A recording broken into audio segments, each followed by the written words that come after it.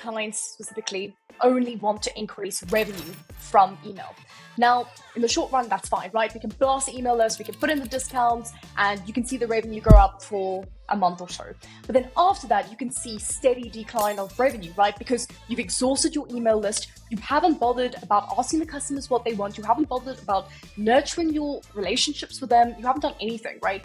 All you've done is try to increase revenue, and email should not be used as in silo, basically. It should be used to holistically help the business. For example, having like surveys and feedback forms on like business improvements and product improvements. That's what we should be doing to help retention in the long run. Because it's not just like, oh, how much revenue can we make from Klaviyo? It's like, how can we use our tool to help the business grow holistically? And I think that's really important. And that's the one mistake that clients see. And then they completely blast the email list. They can't make any more money from email. And then they blame the agency and they're like, but you ruined our list. And it's like, well, actually, you wanted this amount of revenue to come out. So like there's nothing much we can do about that. What is retention marketing as a whole, like in the e-commerce realm? Because I feel like there's so many retention marketers out there. There's so many retention agencies out there. Why don't we just start with like, what is the true definition of retention marketing and what does it consist of? Okay, so I actually get this question a lot because every time I'm like, oh, I'm a retention marketing strategist, they're like, what is retention marketing? So I've researched it and I came across this super cringy way of looking at it. But now that you've asked me, that's all I can think about. So I'm just going to share that with you. So imagine you're at a party, right? And you've put on your best outfit, you're feeling great, and you've just walked through the door. Bam, you hit with a wave of music, laughter, and energy. This, my friends, is called acquisition, at the acquisition phase of marketing. So it's like a grand entrance of a party and just really catching everyone's attention. But then what happens next, right? So you have to mingle and you can't just stand there at the door all night. And this is where retention marketing comes in. You have to kind of be the light of the party, making sure everyone's who are already there, your current customers are having a blast and kind of want to stick around. So retention marketing is all about creating lasting relationships. And this, I think, is the biggest thing about retention marketing. Everyone just uses email to create a sale. And it's not just about that, right? It's about creating and building a community of loyal fans. No, I like that. Actually, to be honest, I've never heard of that definition. Like, I've never even heard you tell me that. So that's a really interesting way to look at it. I mean, I also think about it like this, right? You're hosting a dinner party and you don't want your guests to just kind of eat and leave. You want them to enjoy the experience, feel valued, and look forward to the next invitation. And that's why, looking at the customer journey, looking at the welcome flow, looking at the checkout abandonment, the cart abandonment, the browse, the post-purchase journey, especially because once a customer purchases, you don't want to just leave them, right? That's not going to really help your retention strategy. So it's looking at every single phase of the funnel and then kind of coming up with something from there. Right. Okay, got you. And then, Kana, one thing I want to ask specifically is obviously at Spring, we're doing a lot of more than just email and SMS for retention, but what would you say outside of email, SMS, Klaviyo, all that good stuff? What further optimizations or strategies typically now in 2024 are there to make retention marketing just stronger? Is there different apps? Is there what does that look like? I think besides the different apps, because apps will always come out, right? There'll always be new things coming out, such as tab carts for push notifications, such as WhatsApp, like Charlie for WhatsApp, you can use that. Direct mail for posts, like Postpilot, you can use that for direct mail. So there's so many different ways of, using different tools. But I think for me personally, and the way I do my strategies is just really looking at what serves the customer best and what value we can add to them to make the customer experience as best as possible. And I think that's the key thing to every single strategy. Regardless of all the new tools that come out. Got it. Okay. You mentioned push, you mentioned direct mail. Let's dive deeper into a couple of those. So, what exactly is push notifications? How does it work? What is direct mail? How does it work? Does direct mail even work? What's your thoughts on those? So it really just depends on the specific audience that you have, right? So, and also your business model. If it is a kind of gift that you can repurchase and rebuy for a really long time, then yeah, it may work. But if it's a small, how do I say this? If it's a small amount product, which you don't doesn't really need to be repurchased quickly, then it doesn't really help. So I guess it just depends on your brand. Got you. Yeah, that makes sense. I think it does vary like brand to Right. brand. Like obviously like we've Yeah. spoken about and we've seen like perishable items, right? For like supplements or whatever the case may be. Like that ecosystem will work a lot better with retention because people are coming back and buying over and over versus, Yeah, something that's like a one-time purchase, like let's just say like an ice of pod. You know what I'm saying? course. Like how many times can you push that and retain the customers, right? Exactly. But I think especially for like subscription brands, such as supplement brands, I think the key thing here, if they're not already, is on subscription. I think that's where you can get the highest LTV for retention, is if you're on a subscription, specifically for like supplement brands and replenishable goods, as you mentioned. Got you. Okay. So you're saying like you're essentially saying like obviously retention is gonna work best for brands that have those like subscription type of brands. Like are you basically saying it won't work at all for people that are purchasing one time or have like one time purchases, or how would retention work for like people that don't have subscription items? Okay, good question. So the one of the previous brands that I worked with sold really expensive engagement and wedding rings, right? Like talking thousands and thousands of dollars. Like you don't repurchase that normally, or unless you do. I don't know what Right. kind of person you are, but the normal person does not purchase it often. So basically, what else can you do, right? You've spent a lot of money trying to acquire this customer, and then what? So that's where you kind of have to look at your product offerings and just see how you can diversify from there. So they started off initially with like wedding rings and engagement rings, but it's very hard to increase your purchase rate from that. So that's where you kind of get like smaller quantity items like a necklace or like a friendship bracelet and things that can be repurchased often. So I think that's just more of a product offering side. If you something like a jewelry brand or like ice bath where it's kind of like a one-time purchase. Yeah. Right. Got you. Okay, perfect. That makes sense. Now, what I'm curious about, Kana, is how is all of this working in like an ecosystem? So let's just take we have email, we have SMS, we have push, we have direct mail. Say we have subscriptions, all that good stuff, right? Like the zero third party data, all that. Like, how does that help me like understand how does that all piece together and work for a brand and like how does that whole ecosystem work?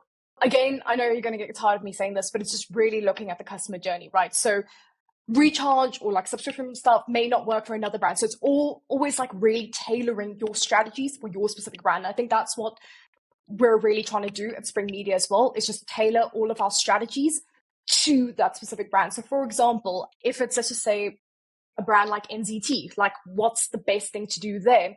Obviously, maybe direct mail wouldn't be the best thing to do there, but maybe tap card for push notifications or recharge. So that's where we have Skier for them, and that's performing extremely well. So just really looking at what will make the customer journey really efficient, really like pleasurable to shop at, and what will really help the brand retain them in the long run. Because it's all about making sure the customers are okay, and what apps we can utilize to make sure that they have the best experience possible. And yeah, kind of working backwards. Right, right. Got you. Makes sense. So I wanna touch a little bit on NZT 48 and obviously like Totally. subscriptions, all that good stuff. So in terms of let's just say there's a brand that's doing that has an item that could be on subscription. They have a product that could be on subscription.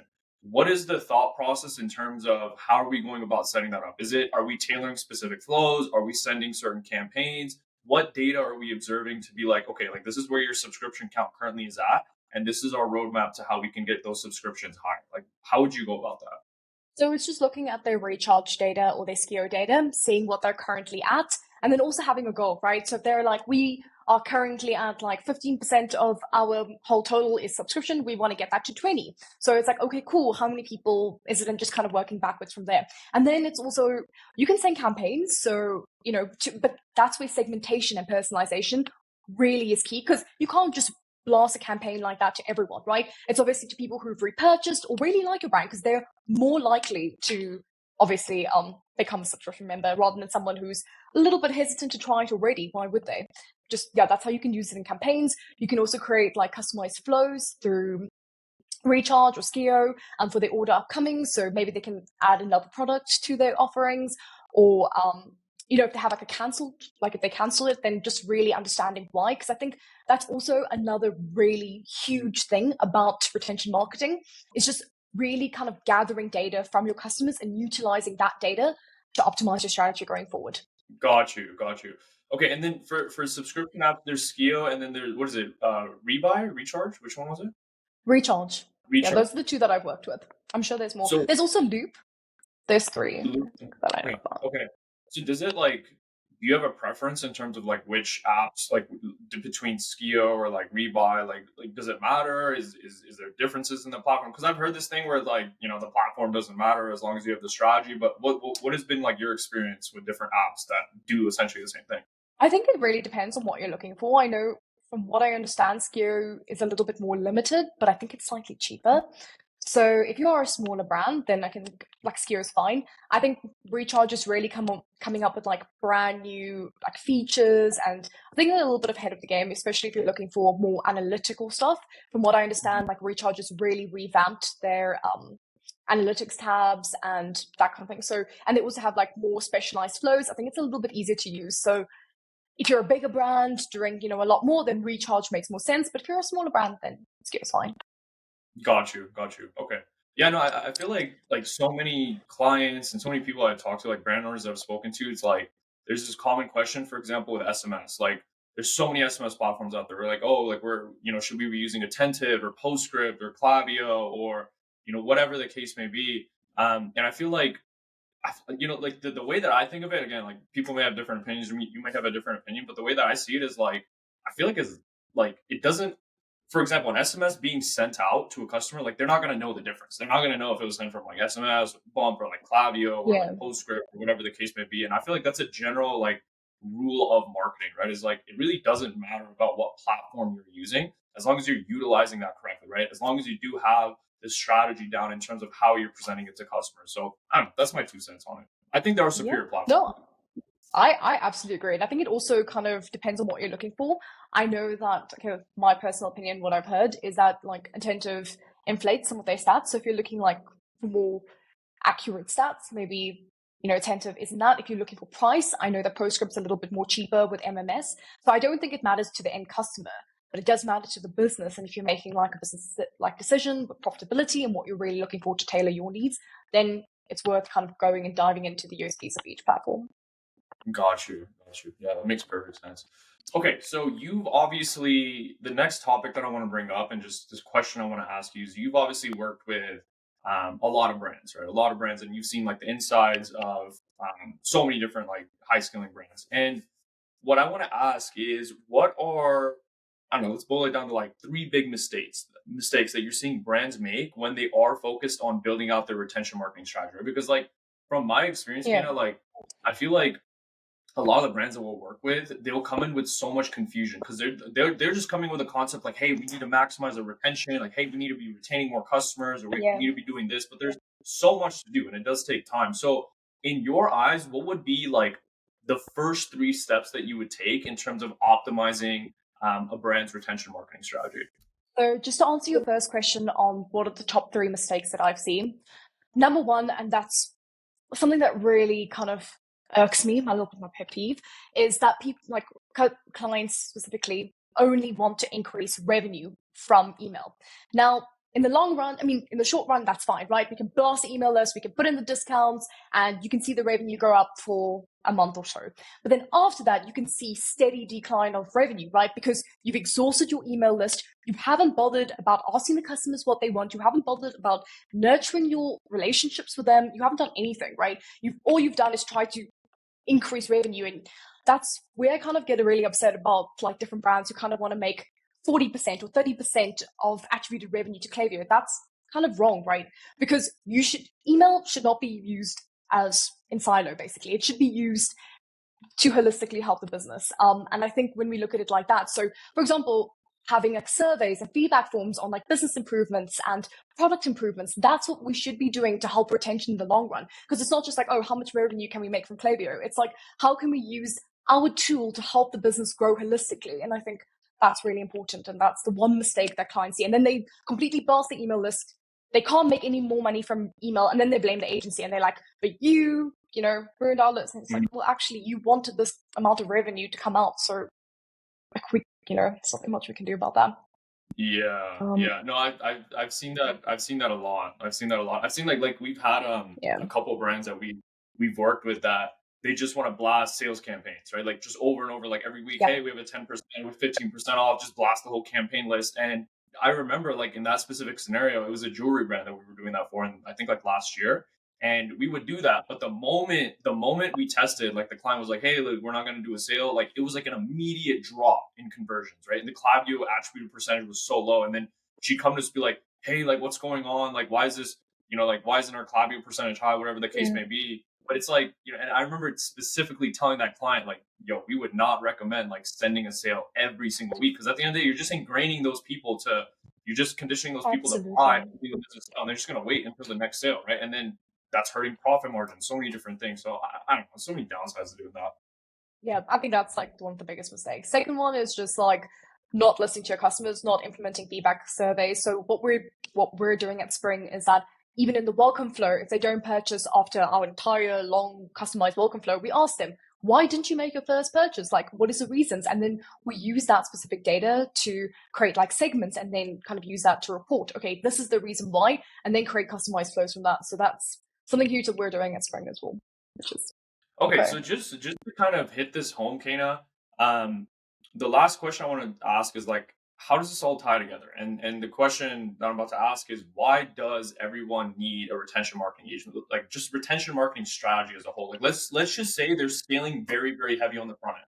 They have Facebook's cranking, TikTok is cranking. They're bringing a bunch of eyeballs to the website, and it's gonna seem like an obvious answer, but I want to hear from you. Why is it so crucial, and how does this all work together? Of course. Well, I think the obvious one is cost efficiency, right? Acquiring a new customer can cost significantly more than just retaining an old one. So just if we really do it well, if you have like really good strategies in place, then your investments there are pretty good. There's obviously increased profitability as well. Obviously, loyal customers just tend to buy more over time. And as they grow, they become more comfortable with the brand and they even spend more. So I think that's a huge one as well. And then, of course, the big one is customer lifetime value. So, retention strategies essentially are focused on increasing the lifetime value of a customer. So, the higher the LCV means the customer will contribute more to the company's revenue over a duration of time, and that relationship with the brand as well. And then, obviously, like it also helps with like word of mouth marketing, feedback and improvements. If these all customers will tell you what they want and what they don't want, right? If they've bought like 2 or 3 times, so it just really helps you to understand your brand more and how to serve them better, which is huge. And you can't do that through like TikTok. I mean, you can, I guess, but this is a really kind of segmented, personalized way to do it, which is really nice. Um, Right. like brand advocacy is a huge one as well. And then, yeah, I mean, you can't get super personalized marketing with any other channel but email, SMS, and kind of retention marketing. So because we Right. have the data, which makes us completely different to the other marketing Yeah. channels. Yeah, that's true. One question that was coming to mind, Kana, is like while we're Mhm. obviously like while we're going to focus on increasing LTV, retaining customers, so on and so forth.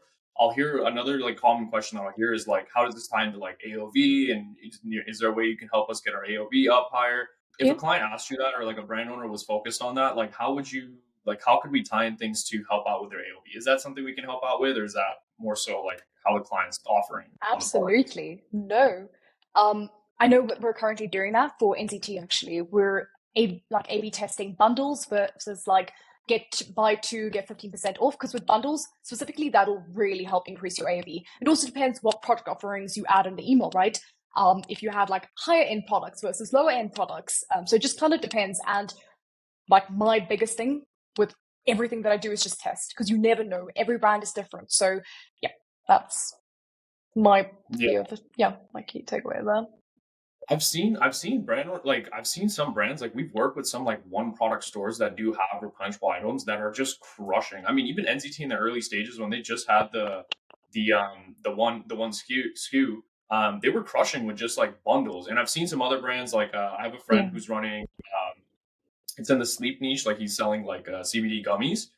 He's crushing with just bundling that up as well. So what are different like I guess like on the retention side of things, like if a customer was focused on like bundling things up or whatever the case may be with just like one product, it's a one product store, what would be like specific things? Are there specific flows you can set up? Are there specific segments? Are there different apps that can help with that? Like tell me a little bit about that. Yeah. I mean, we do have specific flow set up. So, for example, they purchase once, they only purchase like a single product, then we obviously push our bundles. There's apps for it as well. I think with Rebuy, you can actually add like, I don't know if it's Rebuy or Reach Up, but you can add like custom items to your cart, and they kind of bundles everything for you and gives you a discount, which is pretty cool. That obviously helps like the customer journey. But then I think it's also how you market those bundles. So, for example, with NZT, we're currently running an A/B test with different verbiage for the actual bundle. So, for example, like performance duo for her and him, and like actual solution based names versus like a festival, like a season end gift or whatever it is, like 20% off. So, what kind of verbiage for those bundles perform better? And I think it's just what works best for your brand as well. Yeah. Okay. Yeah, that makes perfect sense. Okay, I know I said last question, but actually last question is with Klaviyo attributed revenue. So you touched on this a little bit, how like why is that? Because I feel like majority of brands, like it is still the norm. Majority of brands are Yeah. assessing their whole KPIs off of Klaviyo attributed revenue. Why is that not the best KPI to measure? And is that even a relevant KPI to measure? Because I do feel like to some degree, like if we put ourselves in a brand owner's shoes, I feel it makes sense. Like they're like, okay, we need to see how much this channel is bringing in. But what's the true way to assess that in your opinion? I know there's like a bunch of different like analytics apps that people use, like Lifetimely, Triple Whales. So I think you can kind of get data through that. But the reason why I don't trust Klaviyo Revenue is because of a previous client that I worked with. They were a subscription brand only, but they were making millions. And Klaviyo, because everyone of their customers were all subscription people, and they like recharge was linked with Klaviyo, every time they opened that email and got their next product, all of that revenue would be attributed to the email that we sent out. So one like email campaign would generate like over $1 million, which is not true, right? That's could never be the case, and that's why I realized that Clover attributed revenue, especially if you have subscriptions, is you can't trust them.